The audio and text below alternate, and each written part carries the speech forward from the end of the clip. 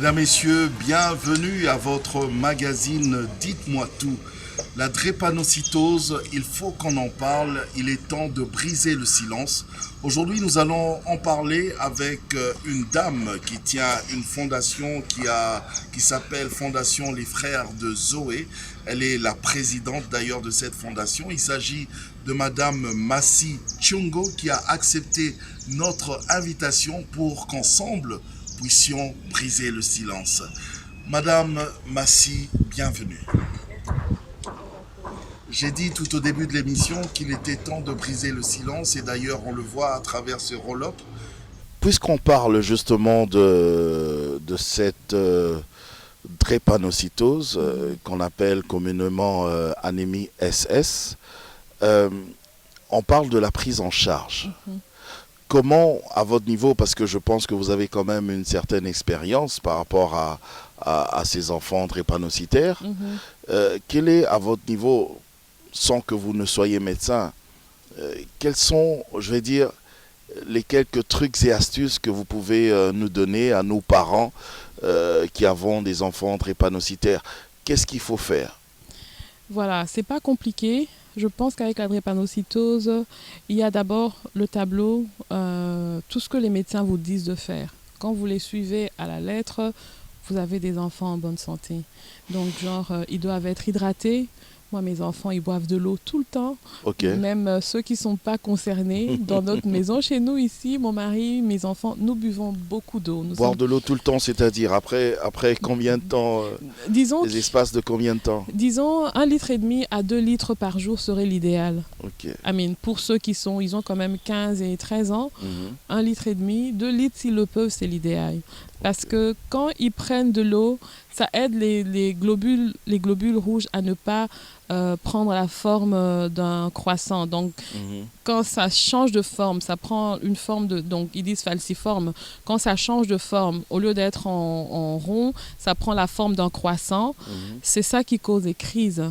Donc, ça passe plus très bien dans les veines et tout ça. Donc, les crises douloureuses. Donc, pour éviter ces crises-là, il faut beaucoup boire. Il faut beaucoup boire. Quand il fait froid, il faut bien les couvrir. La douleur, c'est au niveau des os? Dans les os. Dans les os. Dans les articulations. Okay. Dans les articulations. Oui. Okay. Ils doivent bien se couvrir quand il fait froid. Quand il fait chaud, il ne faut pas trop les charger non plus. Okay. Bien manger une alimentation saine, les légumes. Mes enfants, Dieu merci, ils mangent tout. Les haricots, c'est conseillé. Moi, je leur donne beaucoup d'haricots aussi. Les haricots qu'on appelle les mbwengi. Hein. Les mbwengi. Voilà. Okay. Ça, je leur donne. Éviter les moustiques pour qu'ils n'attrapent pas la malaria. Pourquoi? Parce que ça peut compliquer. Moi, j'ai vu, comme je vous ai dit, Samuel, c'était après une malaria qu'il a fait l'AVC. Oui. Donc, il faut leur éviter absolument ça. Et puis voilà, une hygiène de vie correcte, pas trop fatiguer, pas trop les fatiguer, pas trop les pousser dans les sports compliqués, surtout quand vous avez des garçons. Donc voilà, c'est un peu ça. Et pour les garçons, vous avez dit surtout quand on a des garçons, mais les garçons, ils aiment bien se sentir garçons. Exactement. Jouer au foot avec les autres et tout ça. Ils peuvent, mais de manière modérée. De manière modérée, oui. Pas trop. Il faut pas qu'ils soient trop essoufflés non plus. Voilà. À l'école, par exemple, les cours des gymnastiques, ils peuvent ou pas? Ils font, hein. Moi, mes enfants, ils font. Mais tous les profs savent qu'avec eux, il ne faut pas trop les pousser. Même si eux, des fois, ils aiment bien s'engager plus que ça, mais il y a quand même beaucoup de précautions. Oui. Alors, quand on remarque aussi deux fois, ils ont des yeux qui deviennent un petit peu jaunâtres. Que faire? Justement, par rapport à ça, ça veut dire qu'ils n'ont pas bu assez. Oui, ça c'est une information. Souvent, je dis aux gens, ils sont pas un drépanocytaire. Ils ne doivent pas être vus comme on les voit ici. Disons au Congo, j'ai pas été comme ailleurs. Des inaptes. Voilà, un ventre bédonnant, des yeux jaunes et tout ça. Quand les yeux deviennent jaunes, c'est un signe qu'ils n'ont pas beaucoup bu. Même chez moi. Simplement. Ils doivent boire beaucoup d'eau. Parce qu'après, ça peut être dans les yeux ou bien même dans les urines. Vous voyez, leurs Les urines urines deviennent un jaunes. peu, non, ils deviennent un peu rougeâtres. Ok. Ça veut dire qu'ils n'ont pas bu assez. Mais une fois qu'ils sont bien hydratés, que Les le lèvres corps, sèches les aussi. lèvres sèches, Ok. une fois que le corps a pris la bonne quantité suffisante d'eau, vous verrez que les yeux ne seront plus jaunes, que l'urine ne sera plus rougeâtre. Ça sera une urine Et les normale. lèvres ne seront plus sèches. Ça dépend. Les lèvres sèches, ça dépend. Ça peut être en saison sèche. Il y en a qui ont les lèvres qui gerçaient, comme on dit. Mais bon, c'est plus dans les yeux et dans les urines. Quand vous êtes parent, faire très attention à cela. L'enfant n'a pas assez bu, qu'il faut lui donner de l'eau.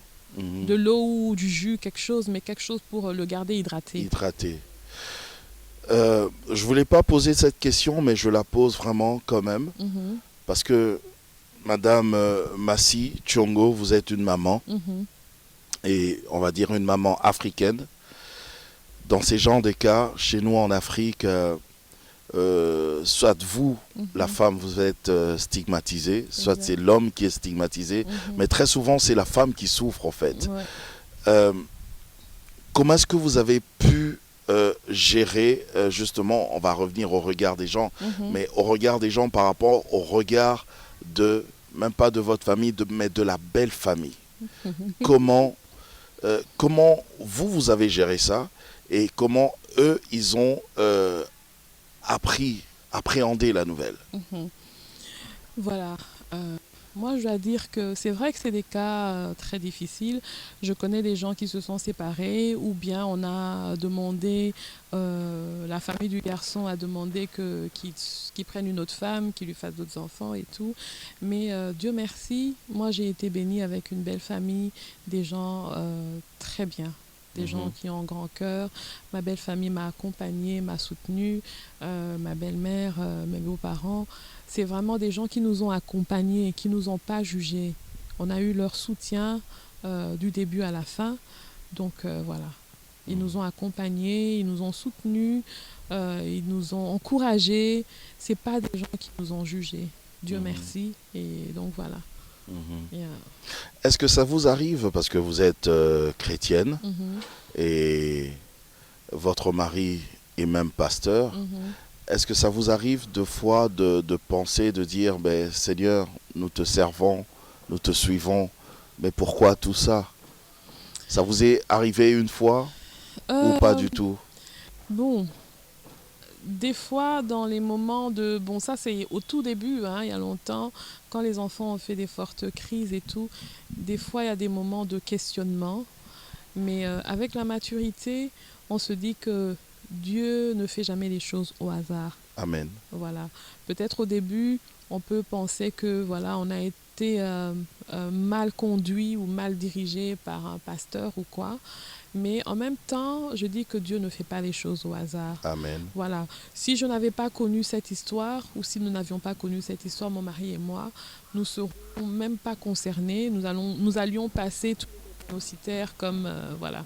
Alors que maintenant que nous sommes concernés, moi je peux pas passer un drépano sans m'arrêter, sans montrer de la sympathie, de l'amour, sans... il y a toujours une raison à toute chose et je pense que Dieu a permis que nous soyons dans cette situation pour justement avoir un rôle à jouer dans la société, sensibiliser, parler aux jeunes, aider. Et quand j'ai un enfant, puisque vous avez déjà cette expérience dans ce domaine-là, quand j'ai un enfant, quels sont les signes déjà, les quelques signes comme ça, directs, qui peuvent me pousser à reconnaître que, ben voilà, là, cet enfant développe quand même des signes d'anémie SS? C'est vrai qu'au début, c'est un peu difficile parce que jusqu'à 6 mois, l'enfant est couvert par ce qu'on appelle l'hémoglobine fœtale. Donc, il a encore tout ce qu'il avait de sa maman et tout ça. Ça le couvre jusqu'à au moins 6 mois. Les premières crises commencent après 6 mois. Donc, ça peut être vraiment des choses bénines. Hein. Comme moi, je me rappelle, mon fils est né à 8 mois. Il a développé une crise, disons que la main a commencé à enfler. Ok. Bon, si vous n'êtes pas au courant de l'état de votre enfant, ça peut peut-être porter à... Il faut connaître, c'est ça le but justement. Il faut qu'on arrive à faire le dépistage dès le dès les Le premiers bas mois, âge, quoi. oui. Dès les premiers mois. Comme ça, au moins, vous savez que vous avez un enfant dans ce cas-là, et puis vous savez comment le suivre, vous voyez. Mais sinon, généralement, comme ça ne se fait pas, ça peut être un des signes dans les mains qui enflent. Jusqu'à peut-être une année, c'est un peu difficile quand même de savoir. Si on ne nous a pas dit, si un dépistage n'a pas été fait, vous aurez du mal. Ou alors, souvent, ce qui se passe, c'est que les enfants sont souvent malades. Ils sont souvent malades. Donc, c'est un peu ça qui peut être alarmant pour Ok. les parents. Ok. Voilà. Ou même dans leur développement, dans leur croissance, vous voyez que... La croissance est Voilà. difficile. Voilà. Donc, l'idéal, c'est vraiment que le dépistage soit fait dès les premiers mois de l'enfant. Briser le silence pour ceux qui viennent de se joindre à nous. Nous parlons justement de la drépanocytose. Je sais que certains se sentent concernés par cette maladie, mais comme le dit Madame Massy, il n'est pas trop tard. Donc c'est pas quelque chose de fatal, donc on peut grandir, évoluer avec et même se marier. Donc il n'y a aucun problème. J'ai envie qu'on parle un petit peu, parce qu'on l'a juste effleuré comme ça, mais je veux maintenant qu'on parle un petit peu en profondeur de cette fondation, les Frères de Zoé. Parlez-nous-en. Voilà, les Frères de Zoé, c'est comme j'ai dit au début, nous sommes engagés dans la lutte contre la drépanocytose, mais pas seulement la drépanocytose, mais aussi l'amélioration des vies de l'enfance défavorisée. Et donc l'enfant, en fait, dans la fondation des Frères de Zoé, c'est vraiment notre point focal. Nous voulons nous occuper des enfants, nous voulons... Donc les enfants défavorisés et aussi les enfants drépanocytaires. Ok. C'est une double casquette. Comment vous comptez faire? En fait, ça existe depuis combien de temps? La fondation Les Frères de Zoé a existé d'abord sous une autre appellation en anglais, The Zoe Brothers Foundation, depuis 2013. Depuis 2013. Et on s'est dit que voilà, c'est pas très... le besoin il est plus au Congo qu'aux États-Unis. Donc c'est depuis peu justement qu'on a la version française, la fondation Les Frères de Zoé. Donc voilà. Sinon, on existe depuis 2013. Depuis 2013. On va dire ça va faire 8 ans maintenant, hein, déjà, jour pour jour. Mine de rien, hein, bravo, je vous respecte, mais c'est très bien. Mais ça doit être dur en même temps, hein, parce que subvenir à ces enfants démunis et aussi aux enfants drépanocytaires, dans tous les deux cas, on a vraiment besoin d'une prise en charge vraiment très forte. D'où vient le soutien, justement, pour Madame Massy? Bon, jusque-là, nous tournons avec nos fonds propres. C'est dur, encore, ça. Oui, c'est très dur. C'est encore avec des petits moyens. C'est très dur. Mais comme je dis... Ce sont des enfants qui viennent et qui partent ou bien des enfants qui restent quelque part non, que vous encadrez? C'est des dons que nous faisons à ceux qui ont déjà des associations. Okay. Donc il faut carrément s'unir aux autres pour pouvoir donner. Donc généralement, ce que nous faisons, c'est de l'argent qu'on envoie aux associations. Qui tiennent des orphelinats, on leur envoie des enveloppes et tout ça. Donc ça peut être n'importe qui. Donc voilà. Mais par rapport à la drépanocytose, nous sommes beaucoup plus centrés sur la sensibilisation.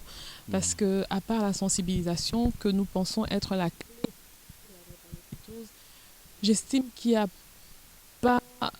C'est un peu difficile. Parce qu'ici, dans notre pays, tout est à faire et à refaire en même temps. Les problèmes sont multiples, donc on ne peut pas s'engager dans des choses trop... des choses... C'est pour ça que nous voulons d'abord nous centrer sur la sensibilisation. Parce que nous estimons qu'avec une sensibilisation correctement faite, nous pouvons arriver à éradiquer cette maladie dans notre pays. Quel genre de sensibilisation? Vous parlez de quoi dans votre sensibilisation? De manière justement à éradiquer la maladie. Par exemple, aux jeunes, nous leur demandons de faire attention, de se faire tester d'abord, faire le test d'électrophorèse, que chacun connaisse son groupe sanguin, de s'engager, parce que de là dépend l'inquiétude de leur Mhm. Quand vous savez que vous êtes SS ou AS, engagez-vous à quelqu'un qui n'a pas un trait, qui n'est pas porteur de la maladie SS ou du trait seulement. Parce qu'après, Du trait S. voilà, quand deux AS se mettent ensemble, ça peut donner des enfants. Il y a probabilité d'avoir un enfant. Donc, à chaque grossesse, il y a une probabilité sur 4 de faire des enfants SS. Donc, c'est d'abord sur ça. Et nous aimerions aussi que l'État aussi s'engage par rapport à sa population. C'est un problème qui a été reconnu comme priorité de santé publique par l'OMS, après le cancer, le VIH, la malaria, donc la drépanocytose vient en 4e position. Ça veut dire qu'à un moment donné, il faudra aussi que l'État se lève pour prendre en charge sa population. Donc la sensibilisation au niveau des associations, au niveau du gouvernement, dans les écoles et tout ça, dans le programme scolaire, c'est important. De la même manière, à l'époque, comme on faisait le cours civique et tout ça, il est important qu'on on incorpore la drépanocytose.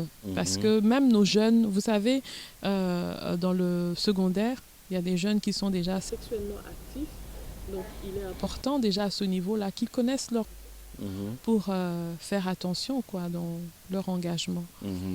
Vous parlez de la sensibilisation dans les écoles, la sensibilisation dans notre société un peu partout, Les universités, les universités églises, et tout ça. Ouais. Et vous avez parlé même de l'implication de l'État, du gouvernement. Est-ce que vous avez essayé aussi de faire, vous, une démarche vers justement ces autorités qui nous dirigent? Bon, nous y allons mollo, c'est pas évident, nous y allons petit à petit, mais c'est vrai qu'on a déjà... Ou carrément vers la présidence de la République, pourquoi pas? Bon, je crois qu'il y a un ministère de la Santé Oui. qui doit s'engager plus que ça. Je crois qu'il est important que le ministère de la Santé, je ne sais pas quel est leur budget en termes de santé ou en termes de drépanocytose, mais comme je dis... Et s'ils ont le budget? Tout est à faire et tout est à refaire. Donc c'est pas évident parce que la drépanocytose c'est pas le seul problème qui gangrène notre société. Donc mais comme ça touche quand même la santé, ça doit être parmi les priorités. Donc il faudrait déjà que nous ayons des hôpitaux adéquats qui puissent se prendre en charge correctement les malades. Parce que quand vous regardez sous autres cieux, ces patients drépano, ils arrivent à tenir parce qu'il y a quand même un système sanitaire qui les y aide. Donc c'est important quand même que notre gouvernement s'occupe de ça. C'est vrai que les associations vont s'engager, c'est vrai, mais à un moment donné, je crois qu'il faut qu'il y ait l'implication de l'État. Je pense, parce que l'État ne doit pas se soustraire. C'est un problème de société, c'est la population qui gouverne, donc il faut à un moment donné que le gouvernement s'engage. Par rapport à la prise en charge, ça demande aussi des produits. Je sais, c'est avec vos fonds personnels, vos fonds propres, vous et votre mari. Mais ça doit être dur tout ça. Est-ce qu'il n'y a pas quand même certaines associations qui vous aident ou certains hôpitaux juste pour les produits? Le problème ici, bon, puisque vous êtes aux États-Unis. Voilà, aux États-Unis, les enfants sont assurés, donc ils ont droit aux soins, ils ont accès à des soins appropriés sans trop de frais. Vous voyez? Mais je me rappelle quand nous étions ici, c'est une maladie qui appauvrit, donc il faut avoir les moyens. Et malheureusement, même si vous avez les moyens ici, moi je pense qu'il n'y a pas de soins adéquats, des soins appropriés. Donc vous pouvez avoir les moyens de vous offrir ces soins-là, mais où aller? Quel hôpital? Quel centre? Quel centre? Parce que quand je regarde maintenant... Apparemment, on ne fait pas très attention à ce cas. Hein? C'est pas seulement par rapport à la drépanocytose, mais de manière générale. Vous savez, ici on meurt même des petites maladies dont on ne meurt plus. Même pour une fièvre typhoïde. Voilà. Donc même pour des petites... c'est vraiment difficile déjà. Donc vous imaginez s'il faut encore prendre en charge la drépanocytose. Donc tout est déjà compliqué ici à la base. Mais pour les maigres moyens que vous avez... Parce que des fois je visite même les hôpitaux, sans les citer, Je vois même l'état des matériels qu'on utilise, même des civières. Je me dis, mais il y a un problème. Même la couleur des murs. Je me dis, mais je vais à l'hôpital pour m'y faire soigner, mais apparemment, c'est comme si je vais choper encore une autre maladie là-bas. Difficile, effectivement. Quand je regarde en arrière, comment les enfants étaient soignés, je ne crache pas sur tout ce qui a été fait ici, mais maintenant je regarde sur comment toutes les précautions sont prises, comment toutes... Des fois, vous avez l'impression que les choses sont un peu prises à la légère ici. Donc, il y a déjà toute cette restructuration à faire, le corps médical lui-même, les hôpitaux. Non, l'État doit faire quelque chose.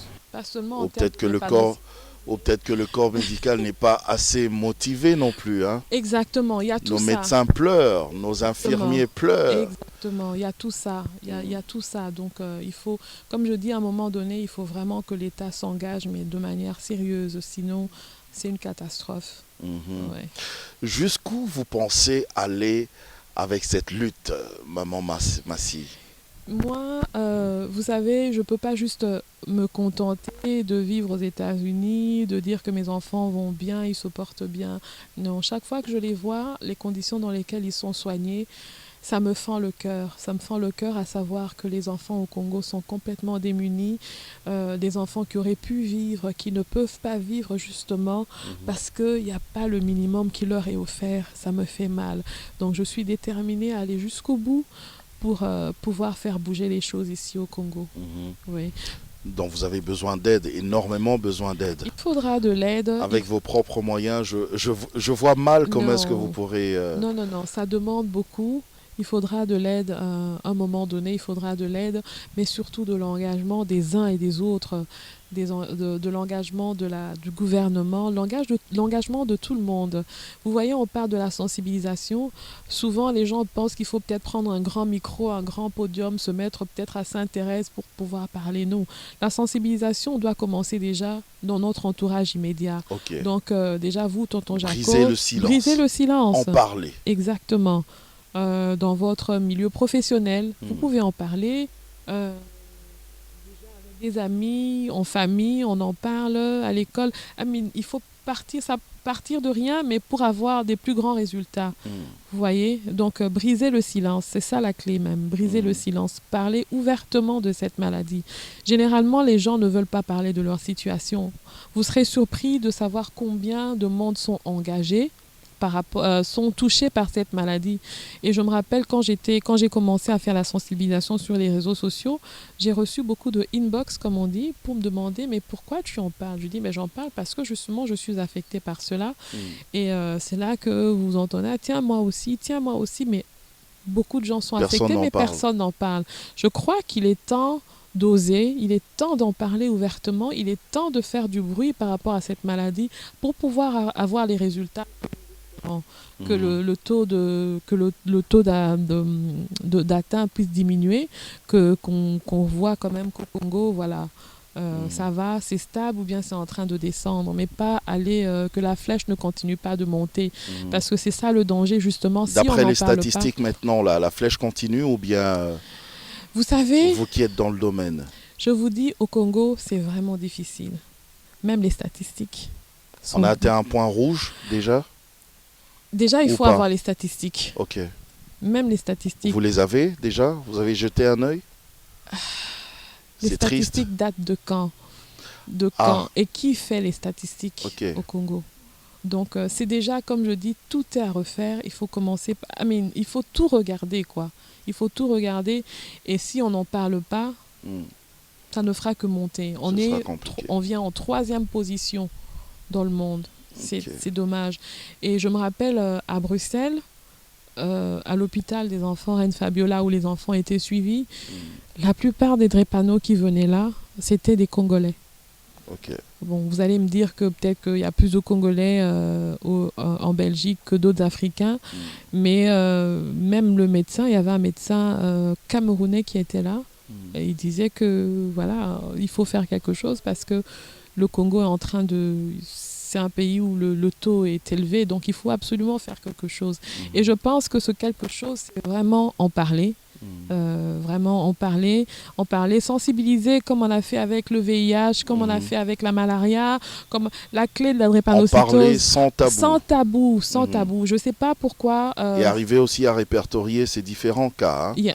Oui. Je ne sais pas pourquoi c'est gardé tabou, parce que je dis, voilà, si aujourd'hui les gens qui sont atteints du VIH peuvent parler ouvertement de leur VIH, si les gens sont atteints par d'autres maladies peuvent en parler ouvertement, pourquoi ne pas parler de la drépanocytose qui est une maladie génétique, donc on est avec. Okay. Donc on est avec et c'est pas une maladie de main sale ou de mauvaise vie. Donc je pense qu'il est temps de briser le tabou, de briser le silence et d'en parler. Plus on en parlera, plus on sauvera des vies. Donc la sensibilisation en termes de drépanocytose, c'est la clé. Voilà. Puisqu'on est suivi à travers le monde, Madame Massy, j'aimerais que là on a tenu notre émission exclusivement en français pour la zone francophone. Est-ce que juste pour cette fin d'émission, vous ne pouvez pas dire quelque chose maintenant en anglais pour la zone anglophone? Tout à fait. We are the Zoe's Brothers Foundation, la fondation des frères de Zoé. We are working, our field is the sickle cell. We would like to wear awareness on sickle cell anemia disease, which is a disease that is mostly among African American or Black people. We think it is a time now to talk about it. The trend is to keep it like quiet, but we think that if we don't speak enough, if we don't raise our voice about the sickle cell, it's going to be a disaster. So this is for our African American or our Black population. This is our problem. We have to talk openly about it if we want to save life for the future. Madame Massy, thank you so much. Thank you so much, Tonton Jaco. Merci de tout cœur d'avoir accepté notre invitation. C'est vrai, c'est pas la dernière fois, hein. On va toujours se retrouver. Là, on en a profité parce que en plus vous devez rentrer. Mais quand vous allez revenir au pays, on pourra voir éventuellement tout ce que nous pourrons continuer à faire, les actions que nous pourrons mener autour justement de cette sensibilisation. Exactement, Tonton Jaco, et j'insiste, il faut sensibiliser dans les églises, dans les écoles, dans les universités. Donc voilà. Merci. Merci. Merci à vous, chers téléspectateurs, de nous avoir suivis. Elle était notre invitée, Madame Massy